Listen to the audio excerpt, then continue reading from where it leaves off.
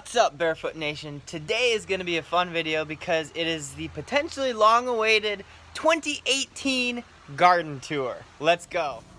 Alright guys, so we're here on the west side of the house, and then as you walk down you get a nice little peek of what you'll see in a minute. Got a nice little evergreen hedge.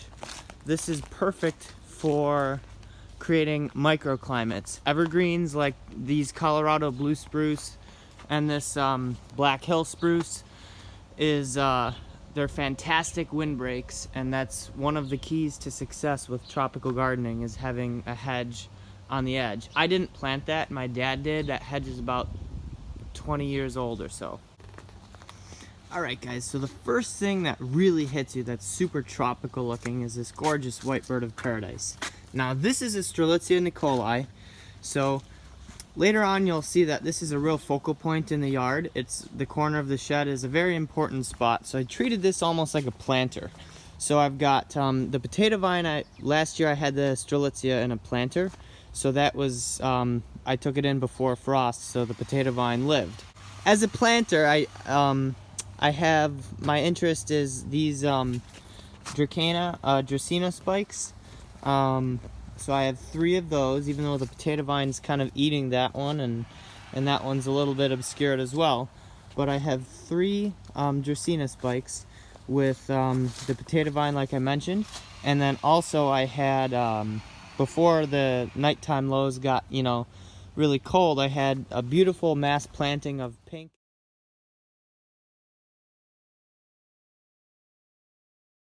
So, as you step back, you can see how beautiful of a focal point that is.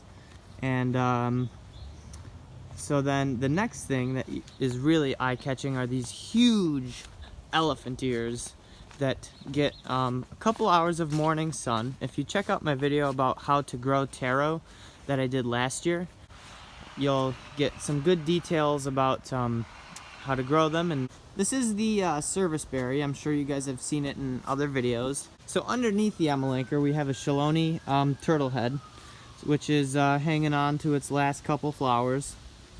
Hot Lips is the variety on that guy right there. This is a Summon Substance hosta, and this whole bed is 5 years old. So this was started from a 2-gallon plant, so it's grown immensely. Of course, a lot of compost and good stuff has been mixed into the soil. Right here we have a different variety of lily turf, at least not common up in the northeast, is Emerald Goddess. This is a new variety for me. I assume it's going to overwinter just fine, but what's cool about it is that it gets really big. It gets thereabouts 2 feet tall. I had irises here in the past, but the irises, they really do best in full sun. And excuse the leaf litter. It is autumn, and I try not to clean stuff up until spring, mainly because whatever can decompose and feed the soil, that is good. This is an Empress Wu hosta, and it's considered one of the largest hostas in the world, one of the largest hosta cultivars. It too is 5 years old, and just look at the size of these leaves. I mean, wouldn't it be sweet to have this underplanted like with bananas or something? I mean, a Musa Bosju with its kind of light medium green leaves would just be fantastic, I think, with the Empress Wu. Another cool variety of plant related to that lily turf is this black mondo grass. So this is Ophiopogon. I forgot the species, but the cultivar is nigrescens. So moving on from this bed here, the next bed, this is a new garden. I just did this, expanded this garden in February. And I'm experimenting with annuals, so this is going to be a lot cleaner next year. A lot nicer of a design, but I kind of just chucked in a whole lot of stuff just to see what it would do. This is a cool little perennial. It's called blackberry lily. So the flowers look almost like daylilies, but it's no wonder why they call it blackberry lily. So it's related to iris, and I don't know. I think it's pretty cool looking. Of course, the focal point of this bed is the Borneo King elephant ear, which is just gorgeous. And if you watched my video about how to grow alocasia that I put out earlier in the summer, you'll see that it's grown a ton since then. Moving on this way, you can see the yellow groove bamboo, and the function here as far as the design is concerned is to screen off this part of the yard going forward. So, you know, if you were to pan this way, you can see some beautiful variegated miscanthus grasses, and then this windbreak of evergreens. So evergreens, especially the blue spruce, really take away from the tropical vibe. So the bamboo is functioning as a wall and just a nice little bit of evergreen interest, because of course bamboo stays green all year, especially in mild winters. And you can see just how graceful it is. I love bamboo. And this is a runner, so check out my other video about how to contain running bamboo, and then you won't have to fear it and you can actually enjoy this beautiful plant. Alright guys, so now walking down this path, you can see that the garden just opens up, and this is the main area of the yard. So of course the main thing that catches your eye here are these beautiful hardy bananas. Now this clump is actually new. I have had bananas here in the past, but they didn't die, but they just, again, we had a tough winter. So you can see this little, that's not a pup, that's actually about how tall they would have been. So I just decided to tear it out, give it away, and plant this pup off of that plant, which is 5 years old and has gone through negative 15 degrees Fahrenheit with mulching. This is a hardy elephant ear called Galligongensis, Colocasia galligongensis. And then this massive grove of potato vine that just grows, is all over the place, started as only 3 plants. Crazy. Marguerite is the variety, just go nuts. But I think it's really cool actually. Right here, this is a Maui Gold elephant ear. You saw this in the alocasia video as well in the very beginning. And we had a cold night last night. This is not a lack of water. With potato vine, it's very tropical. So you can see the soil is, you know, maybe nice and moist. But potato vine are very tropical and they really don't like cold. So, moving along this way, now you can see the pond area a little bit, and of course the seating area. So I kind of designed this to be like a window almost, so that this area here is open, but then you have like a wall. Gardens should be designed, especially around a hardscape, as rooms. So really I have the main patio area here, a nice little landscape design tip.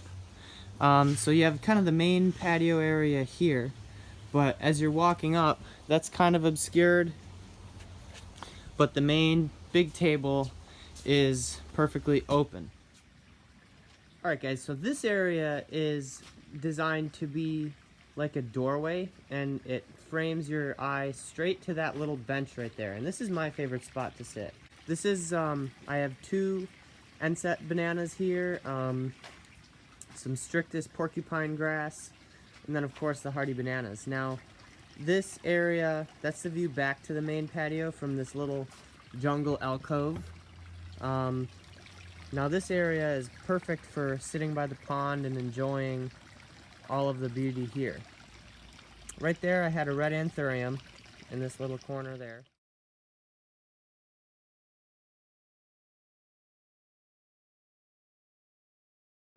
So as far as the pond goes, as far as the pond is looking this time of year, waterfall is running as normal. And the main bit of maintenance here is keeping the leaves from damming up right there and spilling over the edge and creating, raising the water level in the stream. You can see the fish are really starting to go dormant now. The water's cold. Now is a great time to give them their cold water fish food that has like wheat germ, I think. So you can see that, yeah, the cold water fish food for spring and fall. That's that wheat germ stuff. And I accidentally ordered the small pellets, so they're pretty tiny. So I guess the smaller package just naturally, they give you the smaller pellets. I'm not too sure about that, but you get like instructions and of course the nutrition facts. And you can see I cut back the water lilies. So you don't even need to cut them. You can kind of just grab the stems together and break them off. But the main thing is to get that rotting, decaying organic matter out, or at least as much of it as you can. So, another cool little detail, back to plants, is the dahlias here have seed. I've got a little, not little anymore. It was when I got it. That was a Ann Bishop hedychium, or butterfly ginger. And you can see finally, after 3 years of just growing, I have a flower stalk. And not just one, but 2. So we'll see how many actually come up. So the last couple things I have to show you guys is the planters on the patio. I've already started to bring in some of my really tropical plants. Like I have a Heliconia psittacorum.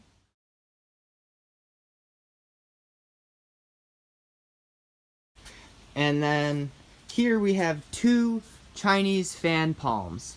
So this one is older. You can see the leaves are bigger.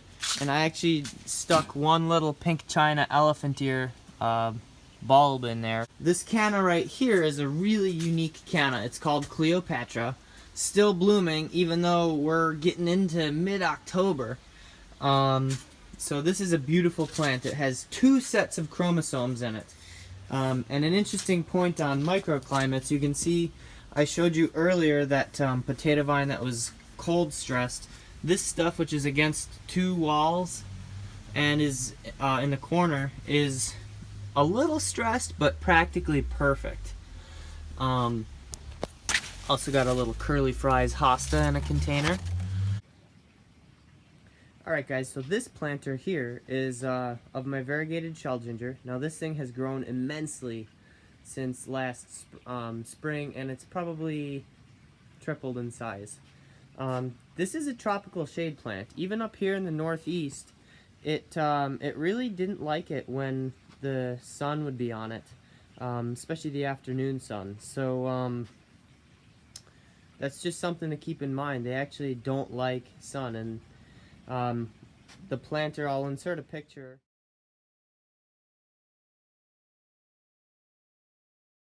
You can see the remnants of that potato vine. The variety there is called South of the Border, so it had this crazy speckling pattern.